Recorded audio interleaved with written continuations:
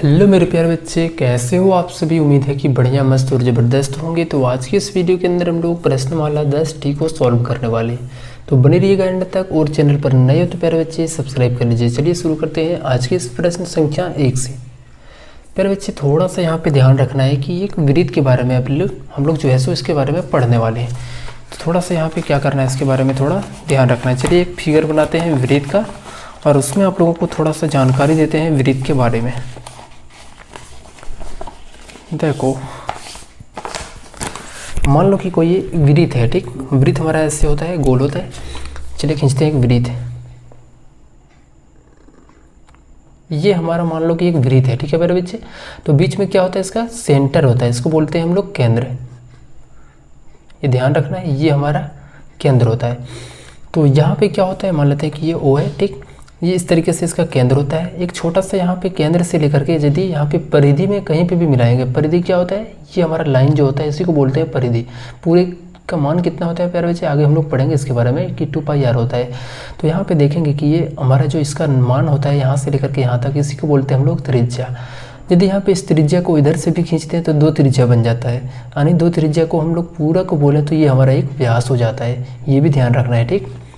तो चलिए हम लोग चलते हैं पहले नंबर क्वेश्चन से और शुरू करते हैं कि यहाँ पे इसको कैसे सॉल्व करते हैं। देखो, प्रश्न संख्या 1 है कि किसी वृत्त में कितने केंद्र होता है, तो केवल एक केंद्र होता है, तो लिखेंगे यहाँ पे 1, ठीक। 2 नंबर प्रश्न में देखेंगे क्या है, किसी वृत्त में अधिक से अधिक कितने त्रिज्याएं खींची जा सकती है। पहले बच्चे कोई वृत्त है, ठीक है ना। यदि ये हमारा वृत्त है, इसमें हम जितना चाहे ना उतना त्रिज्या खींच सकते हैं, इधर से इधर से इधर से इधर से, बहुत सारा, अनगिनत। तो यहाँ पे लिखेंगे इसका आंसर अनगिनत।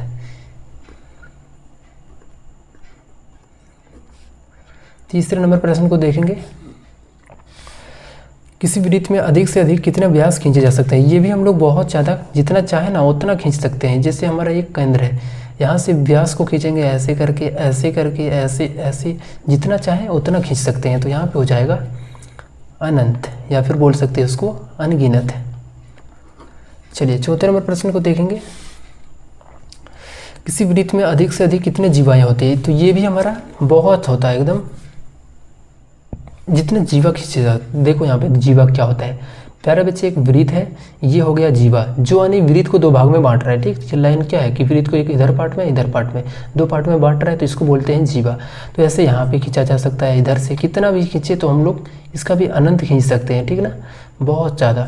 तो यहाँ पे इसका जो आंसर हो जाएगा प्यारे बच्चे अनंत हो जाएगा इसका भी, ठीक ना। चलिए नेक्स्ट चलते हैं, 5वें नंबर प्रश्न को देखेंगे।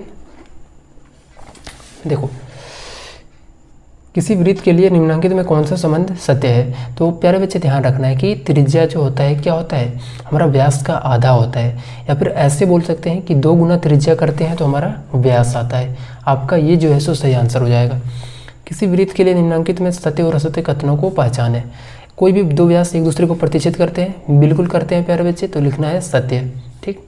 कोई भी 2 जीवाएं प्रतिच्छेदी होती है, तो कोई भी 2 जीवाएं प्रतिच्छेदी हो भी सकती है, नहीं भी हो सकती है। तो यहाँ पे कोई भी 2 जीवाएं प्रतिच्छेदी होती है तो ये गलत हो जाएगा प्यारे बच्चे। क्यों?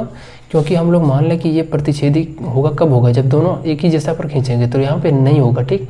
तो इसका आंसर जो हो जाएगा वो असत्य हो जाएगा। कुछ वृत्तों की त्रिज्याएँ नीचे दी हुई है, इसके संगत व्यास निकालें। प्यारे बच्चे यहाँ पे देखो, एक रिलेशन तुम लोगों को याद रखना है। जो व्यास होता है वो क्या होता है, 2 गुना का त्रिज्या। इस फॉर्मूले से यहाँ पे सारे क्वेश्चन को सॉल्व करेंगे, ठीक है ना। देखो पहले नंबर क्वेश्चन में क्या है, देख लेते हैं क्या है। हमारा इसका व्यास निकालना, त्रिज्या हमारा 3 दिया गया है, ठीक। इसको हम शॉर्टकट में ऐसे लिख सकते हैं, d बराबर 2r, ठीक। शॉर्टकट होता है कि हम लोग यहाँ पे जल्दी जल्दी इसको सॉल्व कर लेंगे। तो यहाँ पे प्यारे बच्चे r का मान 3 सेंटीमीटर दिया गया है, तो यदि हमें व्यास चाहिए यानी d का मान चाहिए तो 2 गुना r यानी 2 गुना 3 करेंगे तो कितना हो जाएगा, 6। इस तरीके से इसका आंसर 6 हो जाएगा। इसी का दूसरा नंबर प्रश्न देखेंगे प्यारे बच्चे, अगला 4 यानी r का जो मान है हमारा 4 है।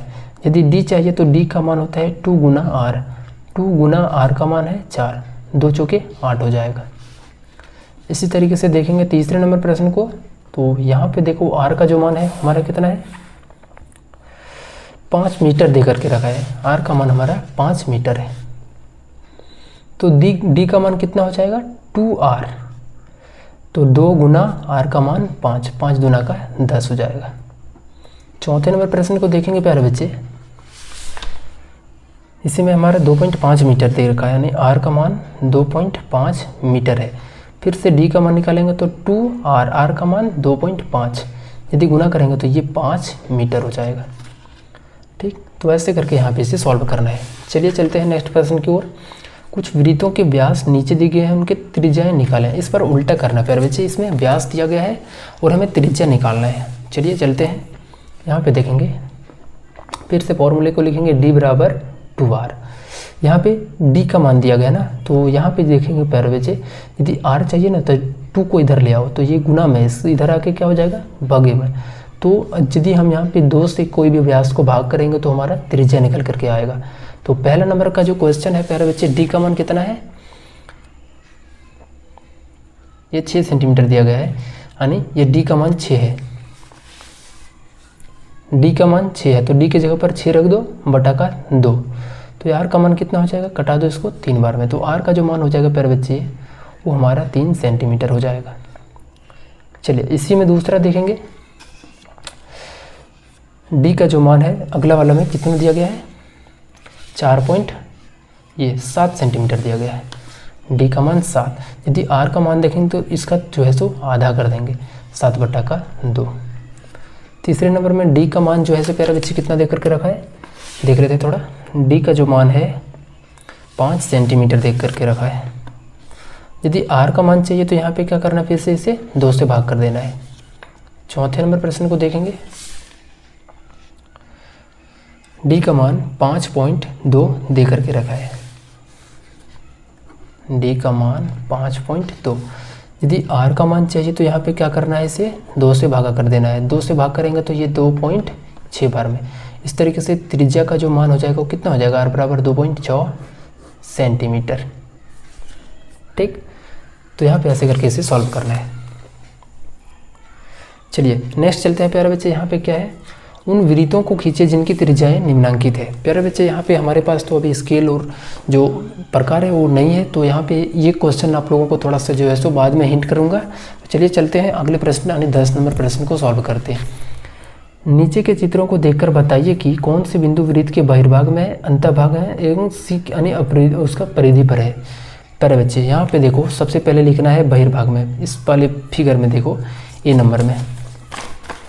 नंबर में देखो, 1 नंबर में लिखो पहले बहिर्भाग में।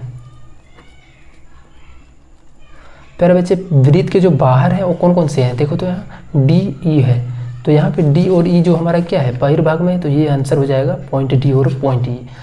अगला परिधि पर यानी वृत्त के पर ही होना चाहिए, तो यहाँ पे देखो परिधि के ऊपर कौन कौन सा है, एक एम है दूसरा एल है, तो यहाँ पे लिखेंगे एल कोमा एम। अब एक नेक्स्ट हमारा है अभ्यंतर यानी अंदर होना चाहिए, तो अंदर में हमारा कौन सा है प्यारे बच्चे, अंदर में आर और क्यू है, तो वृत्त के अंदर ये हमारा हो जाएगा आर कोमा क्यू। इसी तरीके से दूसरे वाले फिगर में देखेंगे बहिर्भाग, यहाँ पे लिखेंगे,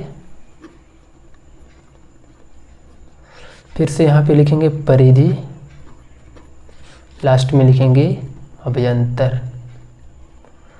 प्यारे बच्चे दूसरे वाले त्रिभुज में बहिर्भाग में हमारा आर क्यू और पी क्यू है, तो यहाँ पे लिखेंगे पी क्यू आर, ये हमारा बाहर में है। परिधि के ऊपर हमारा देखो तो यहाँ पे बी है, ये है और सी है, तो लिखेंगे इसकी जगह पर ए बी सी। अभ्यंतर यानी बीच में, तो बीच में हमारा एल एम एन है, इस तरीके से इसको लिख देंगे। ठीक, चलिए देखते हैं और प्रश्न है क्या। हाँ, एक प्रश्न बच गया है, चलिए इसे भी सॉल्व कर लेते हैं। तो यहाँ पे देखो प्यारे बच्चे क्या है कि दिए गए चित्र के आधार पर निम्नलिखित प्रश्नों के उत्तर दे, जबकि ओ केंद्र है, वो हमारा इसमें केंद्र दिया गया है। तो यहाँ पे क्या है कि ओ ये वृत्त का क्या है, ओ ये देखोगे तो यहाँ पे केंद्र से परिधि के जो बीच की दूरी होती है वो क्या होती है प्यारे बच्चे, त्रिज्या होता है, तो इसका जो आंसर हो जाएगा वो त्रिज्या हो जाएगा। बीसी वृत्त का क्या है, बीसी देखेंगे तो पूरा हमारा एक व्यास है, तो लिखेंगे इसका आंसर व्यास। ठीक, उसके बाद नेक्स्ट हमारा है छायांकित भाग C D Q. C D Q क्या है, सी डी क्यू एक तरीके से हमारा क्या वृत्त खंड है, ठीक है ना, वृत्त का ही हमारा पार्ट है, तो लिखेंगे यहाँ पे इसको वृत्त खंड। छायांकित भाग AOB, AOB हमारा क्या है, एक त्रिज्या का एक खंड बन रहा है तो उसको बोलते हैं त्रिज्यीय खंड। नेक्स्ट, दो बिंदुओं के नाम लिखिए जो वृत्त के अंत बिंदु है। तो यहाँ पे प्यारे बच्चे वृत्त के अंत बिंदु में हमारा कौन कौन सा बिंदु है, तो एक पॉइंट P है, वृत्त के अंत बिंदु है, यानी वृत्त के अंत बिंदु है। यहाँ पे क्या बोला जा रहा है कि दो बिंदुओं के नाम लिखें जो वृत्त के अंत बिंदु है, तो यहाँ पे P और O हो जाएगा, ये क्या है, दोनों वृत्त के अंतर है। ठीक, रेखाखंड CD वृत्त का क्या है, CD वृत्त का क्या है प्यारे बच्चे, जीवा है। इसको जो वृत्त को दो भागों में बांटता है उसको क्या बोलते हैं, जीवा। इस तरीके से हमारा ये जीवा हो जाएगा। तो यहाँ पे हमारा होता है एक्सरसाइज एंड। मिलते हैं आप लोगों से नेक्स्ट वीडियो में, बाय।